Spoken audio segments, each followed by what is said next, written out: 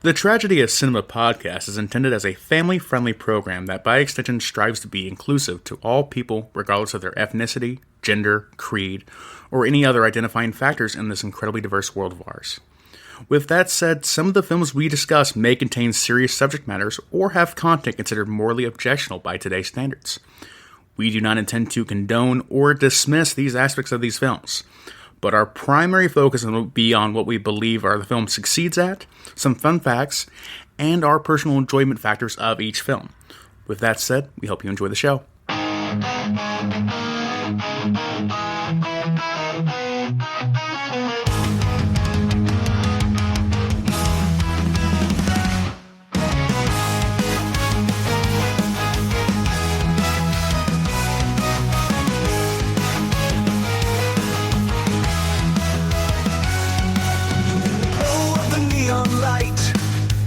Jimbo and Kyle take flight. 80s dreams are its delight. In the realm of black and white. Movies and TV flow through the stories we all know. Silver screen tales unfold in the magic they bestow. The tragedy of cinema, when memories shimmer. Join us as we toast to the tales we love the most.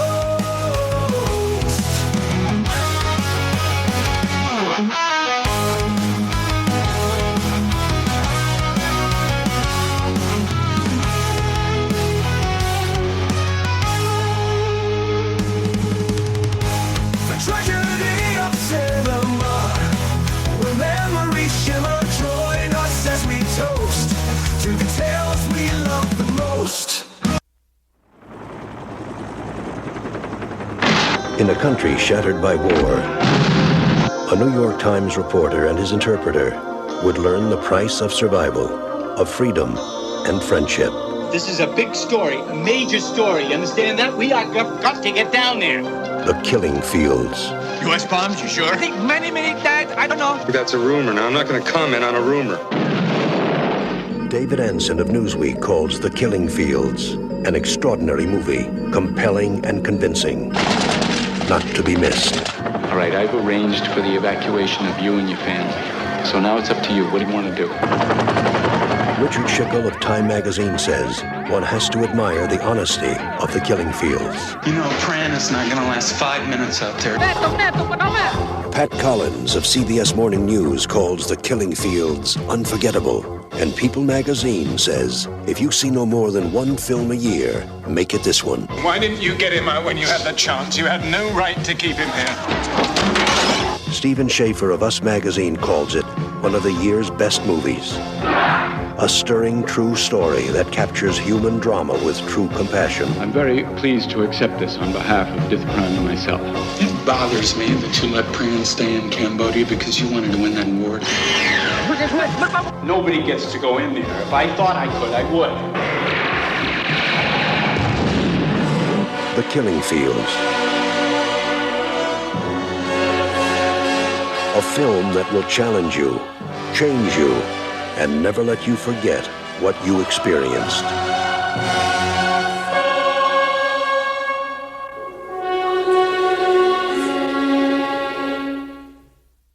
All right, guys, welcome back to the Tragedy of Cinema podcast. I'm your host, Jimbo. And I'm your co-host, Kyle. Kyle, today is the day we talk about one of those movies that's really hard to talk about from 1984. It is The Killing Fields. Mm-hmm. You know, there's some of these movies that we come across that were made like about a tragedy, a tragic event, mean dictators, cruel dictators, or just films dealing with heavy topics. This one is heavy. And I told Kyle, I said, when I had watched, I said, I'm only about 20 minutes in. I said, I'm so depressed in this movie. I said, it's really a rough watch, but you know. We cover all kinds of films here, so we can't just take the funny ones or the scary ones. We take the real life ones at time too, loosely based. So I don't even want to joke with Kyle at the beginning of this, maybe a little bit down in here, but Kyle, go ahead and take it away. All right, Jimbo, we have the film The Killing Fields, released on February 1st of 1985. Directed by Roland Joffrey, written by Bruce Robinson for the screenplay, produced by David Putman. Composer was Mike Oldfield, and cinematographer was Chris Menges, and editor was Jim Clark. The film plot story. I have a plot summary here written by Murray Chapman. Sidney Schronberg is a New York Times journalist covering the Civil War in Cambodia. Together with a local journalist, Dith Pran, they cover some of the tragedy and madness of the war. When Americans leave, Dith Pran sends his family with them, but stays behind himself to help Schron cover the event. As an American, Schronberg won't have any trouble leaving the country, but the situation is different for Pran. He's a local, and the Khmer Rouge are moving in. So that's a quick little plot summary of the film right there. Budget for the film was $14.4 million in 1984. Just for inflation, that'd be about $43.6 million today. That's actually an impressively small budget considering how bombastic the film is. In the top manner it covers. Opening weekend, it made only $32,181 though. Just for inflation, that would be about $97,500 today. So very little money for its opening weekend. But gross worldwide, it made $34.7 million. Just for inflation, that'd be about $105.1 million. So this film made its money back, but just by a hair, basically, and from a Hollywood standpoint. Technical details for the film here. Let's see here. Let me have to dig through papers here. Gotta find papers. I'm going through a lot of awards. We'll go through those in a minute, though. Technical details. This film has a long runtime of 141 minutes, or 2 hours and 21 minutes, if you want to be type it there. Sound mix is Dolby Stereo. Color info. This is a color info. This is a color film. Sorry. Aspect ratio is 1.85 by 1. The camera used was the Airflex 35 BL3, and the process was spherical. We're going to move on here to the cast here. First up, we have Sam Waterston playing the role of Sidney Schronberg. Sam Waterston is probably easily most recognizable for his role in the Law & Order TV series since 1990. Oh my gosh, it's been almost 34 years now. Also, he was in the film The Great Gatsby in 1974 and the film Serial Mom in 1994. Then next up, we have Hain S. Nagor playing the role of Dith Pran. Hopefully I'm pronouncing that right, but I'm not sure. Hain S. Nagor was also in the film My Life in 1993, Heaven and Earth, and The Iron Triangle. Next up, we have John Malkovich playing the role of Al Rokoff. John Malkovich was also in the film Being John Malkovich in 1999, Con Air in 1997, and Burn After Reading in 2008. Then next up, we have Julian Sands playing the role of John Swain. Julian Sands was also in the film A Room with a View in 1985 and Warlock in 1989. Then we have Greg T. Nelson playing the role of military attaché. Greg T. Nelson was also in the film Coach in 1989 and also in the Incredibles movies as Mr. Incredible. Next up, we have... Really? Yeah, that's right. Greg T. Nelson. Yep, Spalding Gray played the U.S. Consul, also in the film Swimming in Cambodia in 1987. Bill Patterson plays the role of Dr. McIntyre, sorry. Bill Patterson was also in the film The Witches in 1990. And then lastly, we have Graham Kennedy playing the role of Dougal. Graham Kennedy was also in the film The Club in 1980. The cast list is really long, too. The cast list is very, very long, but of real-life characters or, being, very, very small roles, so, they don't actually go to, they're named characters, but, playing real-life people that only, are known for this film or, maybe one other film, so I'm just going to skip them over for now. If they come up with a plot, I'll try and mention them as we go. But moving on here, we're going to go over to the awards where we have a lot, and I mean a lot of awards. Basically one of the larger movies we ever covered here. So for the 1988 Political Film Society Awards, we have a win for the Special Award of a Political Film. In 1986, we have a nomination for Best Foreign Films from the Caesar Awards in France. Then in 1986, we have a Guild of German Art House Cinemas, where it won the award for Best Foreign Film. And then for the 1986 Jupiter Awards, we have a nomination for Best International Film. In 1986, we also have the London Critics Circle Film Awards, where we have a win for Director of the Year to Roland Joffrey. And then for the 1985 Academy Awards, we have a win for Best Film Editing, a win for Best Cinematography, and a win for Best Acting in a Supporting Role. We also have nominations for Best Writing, Screenplay based on material from another medium, nomination for Best Director, nomination for Best Picture, and nomination for Best Actor Leading Role for Sam Marston. Who was the one for the secondary role? The Academy Award? Best Actor in a Supporting Role? Yeah. Hain S. Nagor. For Death? Yeah, for Death. Yeah. Then for the 1985 BAFTA Awards, we have a win for Best Production Design and Art Direction to Roy Walker. Most outstanding newcomer to film to Haynes Nagor for his role as Dith, and won another BAFTA award for Best Editing, Jim Clark. Best Film to David Putnam. Best Screenplay to Bruce Robinson. Best Cinematographer to Chris Minges. Best Actor to Haynes Nagor again, and Best Actor to Sam Watterson. And we also have nominations for Best Makeup Artist, Best Score, Best Direction, and that is the nominations there. And also Best Special Effects. So, a lot of awards there from BAFTAs especially. They really love this one a lot. Next up, we have the 1985 Boston Society of Film Critics Awards, where we have the award for Best Cinematography, Best Supporting Actor, John Malkovich, Best Actor to Haynes Nagor, and Best Film.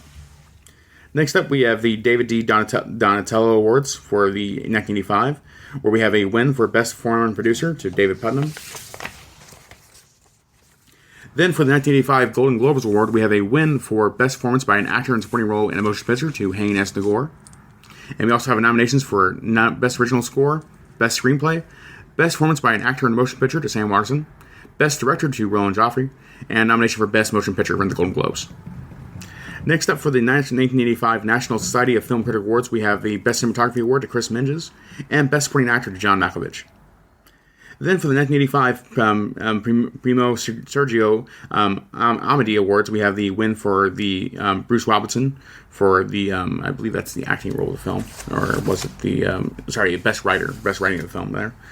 And then for the 1985 Writers Guild of America, we have the win for Best Screenplay, Best on Material from the Medium to Bruce Robinson again. Then for the 1984 British Society of Cinematographers Awards, we have the win for the Best Cinematography Award to Chris Minges. Then for the 1984 Los Angeles Film Critics Association Awards, we have the win for Best Cinematography to Chris Minges. For the 1984 National Board of Review, we have the NBR Award for Top 10 Films of the Year. And then for the 1984 New York Film Society Critical Awards, Circle Awards, we have the award for Best Cinematography. And that's going to conclude the awards for The Killing Fields. Next up, Jimbo, we can finally move on to the trivia. Before we get to the trivia, Kyle, let's talk a little bit about this movie. So it starts off with a photojournalist, if you will. Mm-hmm. Sidney Schreiber, yeah. Sidney. And has flown over to Cambodia. I don't know if he's actually in Cambodia yet, or is he on the outskirts? I don't remember. He flies in, and he basically comes in and yells at somebody, and then he ends up... Dith Prawn, he ends up hooking up with him because he's like his translator and like his contact over there. Yeah. And he's like, hey, did you hear about the bombing or whatever over here in this? So they take off and they start heading towards that other city or whatever. Yeah. For context of the real life, the scenario this is all taking place in, this takes place during the tyrant Pol Pot's bloody Year Zero cleansing campaign, which claimed the lives of 2 million undesirable civilians during a time there. So basically, it's kind of like a newer Hitler, if you will. A newer Hitler, yeah. Genocide is genocide. They've occurred all around the world. But, so. Basically, Sidney's trying to do his job as a journalist and report back, take pictures, write pieces. Expose the atrocities. Is it the Wall Street Journal, I think? I believe so. One of them, the New Yorker or something. And it gets to the point where basically they get captured, I guess is the way to put it. Mm-hmm. It's kind of hard to follow at times because it's so chaotic at times. Yeah. Basically, the government's not telling Sidney anything that he wants to know. And he's like, well, what about this, this, and this? He's like, I don't know what to tell you. I don't know what to tell you. Right. The disaster zone, basically. It comes down to where they have to evacuate the American citizens, or the citizens, out of this thing because the regime is coming in. And one of the most heartbreaking scenes is when Dith sends his wife and family off, and he can't get on there. And he's forced to serve during the Pacific faction. I'm trying to look up the Pacific faction. The Khmer Rouge are moving in. Yeah, the Khmer Rouge. So he basically ends up, basically serving as a day laborer for them, basically like that. That's basically a slave. And then as you're watching, and I know we're not doing this justice by telling this story exactly, but. As you're watching this, and he ends up befriending a couple of guys that are trying to escape the regime, and with a little kid, and it's some of the most gripping cinema you'll ever watch, especially when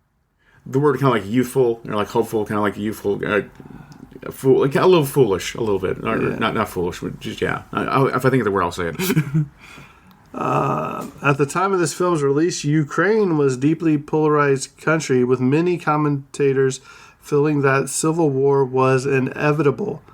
The film was a big success in the country, however, especially amongst children, and it was used in schools to show the younger generation what happens when a nation implodes. According to producer David Putnam, during the Orange Revolution, the main reason there was never much of a possibility of civil war breaking out was because the generation staging the revolution had been inculcated by the film not to go down that road. So, wow. So basically, they use this film to say, look, this is what's going to happen if you guys keep infighting. Yeah. Crazy. Very interesting. That's the power of this film is impressive. Stanley Kubrick once considered filming The Killing Fields, but a close aide reviewed the book as uncinematic, according to notes and letters in the Kubrick archive in London. It'd be interesting to see him do something with this. It would have been challenging work for sure, for him as well. So, still, I would have liked to seen that. Especially at the time, because it was still going on at the time they're filming. This is the crazy part. Yeah, even the credits make mention of that. Yeah. According to the passport that we see at the beginning of the movie, Sidney Schomburg had the same birth date, November 15, 1940, as Sam Waterston, who plays the part. The historical Sidney Schomburg was born January 17, 1934. Hang S. Nagore had to flee the set after reenacting the harrowing scene where he is faced down by a female teenage soldier, as to evoke too many horrific memories of his time spent living under the Khmer Rouge regime.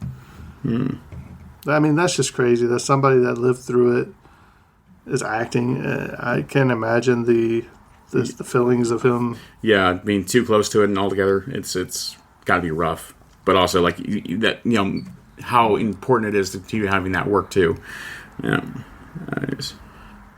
The real Dith Pran went on to work as a celebrated photographer for the New York Times, often speaking out about the Cambodian genocide. He died of pancreatic cancer in 2008 at the age of 65, nursed in his final days by his ex-wife and his best friend, Sidney Schomburg. This was real film there was real film in John Malkovich's camera, and he was taking real photographs throughout the production. I think that'd be really cool. I wonder if there's a book of something where he has all of the, the pictures that he took. I'm sure there's probably more information available somewhere. I'll have to look it up. Maybe post it on the Facebook group. Yeah. All the actors seen wielding guns were trained by an ex-SAS officer. The evacuation of Phnom Penh involved 3,000 extras. That's a really touching scene, too. Hang Nagore originally didn't want to have any acting involvement in the film, as it was all a bit too raw for him. However, Roland Joffrey simply couldn't find another Cambodian actor for the role, mainly because one of the Khmer Rouge's policies was to kill all actors. Jeez. Yeah. Terrible. Pol Pot. Yeah. I better just leave that alone. Was still mounting an insurgency in Cambodia after Vietnam had overthrown the Khmer Rouge. When the film was being made in neighboring Thailand, in fact, the Thai authorities were very keen to have the horrors of Pol Pot's regime depicted on screen, as it would bring international attention to the political situation there. I wonder if the budget actually factors in possible government assistance or anything like that. For what? For making the film itself, because they want to actually serve up those depictions accurately. They may have assisted them to some degree of either kind of assets of vehicles or documentation that could have been provided otherwise, possibly. I wonder. Well, they may have just did it for free, just to draw attention to it. Yeah. That's what I mean. If the government of Thailand assisted with this production, I don't know if that factored into the budget or not. In the scene where Pran becomes a servant to the Khmer Rouge general and the village is attacked, the two fighter planes that descend were actually lent by the Thai Air Force and were painted with Vietnamese characters. That's what I mean. Yeah. Shots with large helicopters, the scene where Pran's family and other international diplomats are evacuated, were filmed in San Diego, California, almost 7 months after principal photography in Thailand. Kevin Costner was considered for the role of Al Rokoff, which was, I believe, Malkovich's character. Mm-hmm. He would have done a good job as well, I'm sure. One of the hardest scenes, I don't want to say hardest scenes, one of the most challenging scenes? No, I guess the most building with anticipation or The passport. Hurry up and get this done. Hurry up. Yeah. Yeah. So there's a scene where Prawn's fake passport with the faded photo was pure drama, they say. Though a plot was indeed hatched to smuggle Prawn out of the country, it never materialized at all. Once the French authorities and the embassy caught wind of it, they realized it would jeopardize their exit. They summoned Sid Schomburg and insisted that Prawn had to leave. So, I mean, that is a sad scene in the movie and in real life. Yeah. There's so much suspense going on in that entire scene, and then when it actually goes bad, it just it hits you all the harder because really know how desperate they were to get it done right. Right. Yeah. The epilogue says Dith Prawn returned with Sidney Schomburg to America to be reunited with his family. He now works as a photographer for the New York Times, where Sidney Schomburg is a columnist, so is the New York Times from earlier. Cambodia's torment has not yet ended. The refugee camps on the Thai border are still crowded with the children of the killing fields. And the thing is, they had children holding guns, and they were just like celebrating, like, hey. Just so, indoctrination of terrible policies. Posthumously listed as one of Akira Kurosawa's 100 favorite films. The real-life photojournalist and translator Dith Prawn coined the phrase "the killing field" based on his 40-mile, 60-kilometer escape and based on the post-genocide atrocities he witnessed there. And that is such a, I don't want to say a cool part of the movie, but to see how he escapes where he goes into the water, remember, and he's it's just crazy. Yeah. And I can't imagine what he went through, even up to that point. And then he had to walk through that field back. And last but not least, 3 actors in this film's main cast later died under tragic circumstances. Oscar winner Hang Nagor, who was Dith Prawn, was murdered outside his Los Angeles home in an alleged bungled robbery in 1996, the year I graduated high school. Spalding Gray, the U.S. consul, committed suicide by jumping off the Staten Island ferry into New York Harbor in 2004. And Julian Sands, this just happened not too long ago, 2023, I do believe. He went missing in January 2023 while hiking California's Mount Baldy alone in bad weather. His remains were found on the mountain 6 months later in a condition that prevented the coroner from determining the cause of death. Oh, it's incredibly sad. So, Kyle? Oh, yeah.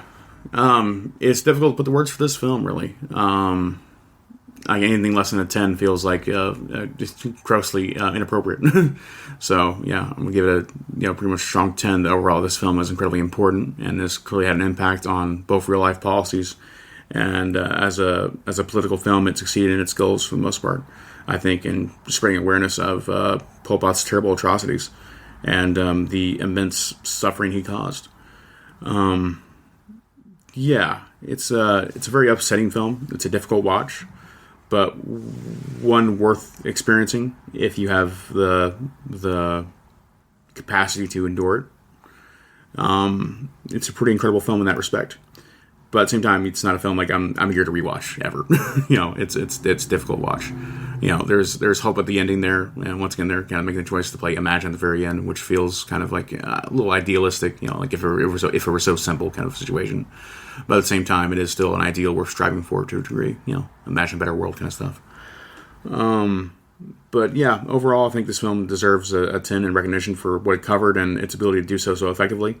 And it's a great film that is worth watching at least once and kind of enduring and kind of letting sit with you and understanding the kind of the depths of human cruelty to a degree.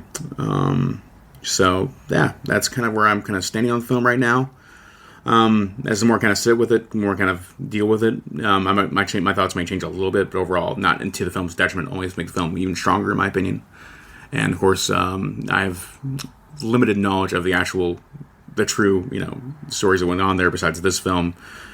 So it raised my interest and capacity to learn the true stories of what happened there and all kinds of stuff. So for sure, it's a great film for that respect, and I appreciate it. Jimbo, how do you feel about the film?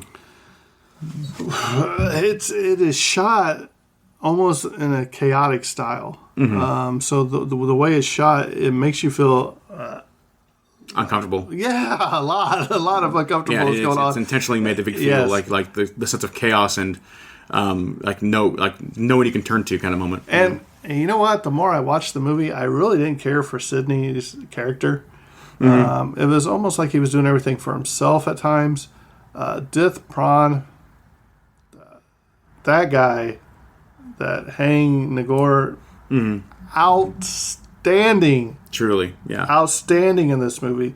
Went all out. He was that role. And I went in blind to this movie. I didn't even know until I was reading some of the notes after I had watched the movie. Like, everything, he was there when it was happening. He was part of it. His wife got killed. His kid got killed. And you're just like, what? And he went on to do this movie. And it's still going on while he's filming this movie. And I'm like, I can't imagine, number one, what he went through or what any of those people went through, but let alone going and doing a movie about something that happened recently. I mean, the pressure still going on. Yeah.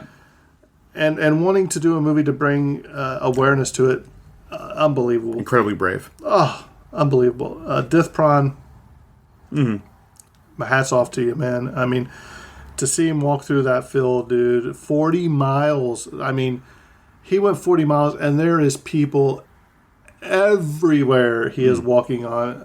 If you remember the scene where he, like, slips and falls down, and he's like, he lands on, like, that skeleton. Yeah. And the look on his face right there, I think, encapsulates the whole movie. He's like, and you just see people, it kind of fades back a little bit, and you just see skeletons, some decomposed, some barely decomposed, some with the bags on their head, some with the bags just in the water. So, I mean, it's just a very moving and touching movie. You can't help, I don't want to say to like this movie, but to appreciate it. Oh, yeah. Definitely. I don't think I personally would give this a 10, but it's deserving of a 10. Does that make sense? Yeah. It's technically not a movie that I enjoy to give a 10, but I'm giving it a 10 because it deserves to be a 10. Yeah. Because of the importance of the subject matter and how well it covered it. Yes, absolutely. Yeah. Absolutely. Yeah. And there's not much. I would suggest everybody watch this at least once. It is kind of a long movie, and when you start, you're going to be like, this is just chaotic. I don't know what's going on, because I really didn't like the movie when I started watching it. I was like, why did I pick this movie? I don't like this movie. I don't want to say bored with it, but I was like, I didn't care for the acting in it. I was like, this is bad. And then as the story starts to flesh out and the chaos erupts and the panic erupts of trying to get everybody out safely before they're taken by the Khmer regime, Rouge or whatever, it's just, you know, your heart starts racing. You're watching this movie like, I can't imagine being in this situation. So it's the movie does what it's supposed to do, and it makes you feel a certain way about what they're trying to portray. So well done. Yeah. Well, we are the Tragedy of Cinema podcast. You can follow us anywhere on the social medias. We cover happy movies, too. Yeah, but when we cover these ones that are Debbie Downers, boy, they are really Debbie Downers. Mm-hmm. But I'm glad we watch them. Oh, yeah. And I'm glad we review them because, you know, I don't even ever remember talking about this in school. Do you? No. I really don't. I have next to nil in terms of knowledge of the actual atrocities in Cambodia. I had never heard of any. I'd never even heard of Pol Pot. I barely know where Cambodia is. No, I'm kidding. But because we support missionaries at church and all that. But I was like, evil exists in the world all over the place, and if we're not spreading awareness about certain things, it could come right here to our front doors just as easily. Yeah. And it's irresponsible to ignore them. You know? Right. Yeah. Right. So, well done, movie, well done. So, with that being said, I think this episode is coming to a close, and that's a wrap. And cut. Yeah, we don't like you, Pol Pot. The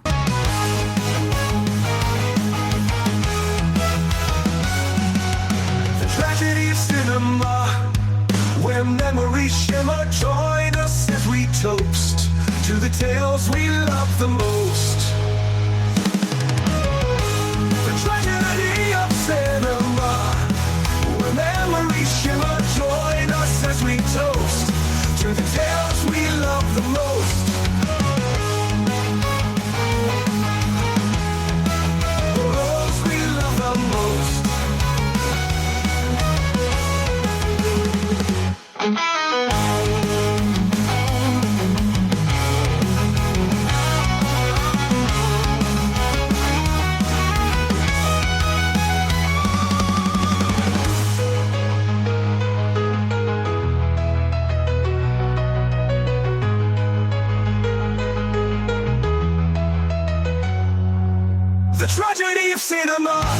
remember